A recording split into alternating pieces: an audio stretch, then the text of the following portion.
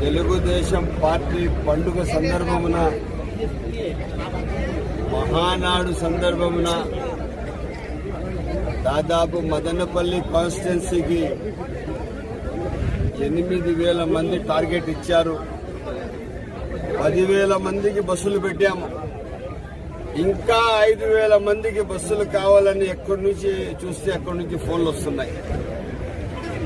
ఎలా కంప్లీట్ చేయాలో తెలియని ఒక దీంట్లో ఉన్నాము.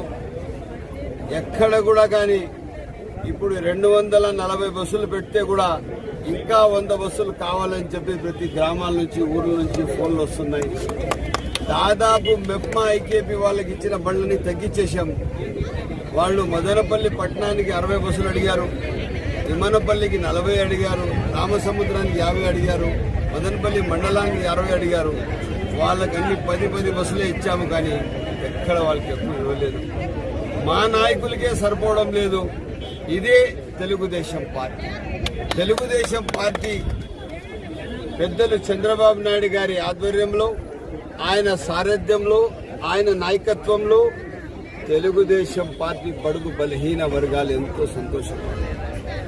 ఈరోజు ఎట్టి పరిస్థితుల్లో మహానాడులో మదనపల్లి కాన్స్టిట్యున్సీ ఒక స్టాంప్ వేయబోతున్నారు నా కాన్స్టిట్యున్సీ ప్రజలని చెప్పి తెలియజేస్తున్నారు.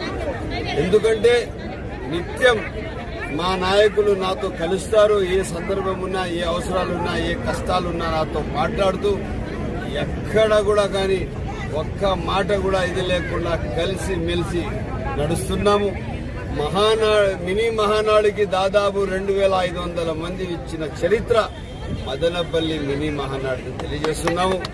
ఎట్టి పరిస్థితిలో నా ప్రాణ సమానమైన నా తెలుగుదేశం పార్టీ నాయకులే సర్వస్వం తెలియజేస్తున్నాను. నా కాన్స్టిట్యున్సీ ప్రజలే నాకు సర్వస్వం తెలియజేస్తున్నాను. ఈరోజు ఇంత పెద్ద ఎత్తున ఇప్పుడు ఈ టిపు సుల్తాన్ గ్రౌండ్ నిండిపోయింది. ఎక్కడ చూస్తే బస్సులున్నాయి, ప్రజలున్నారు.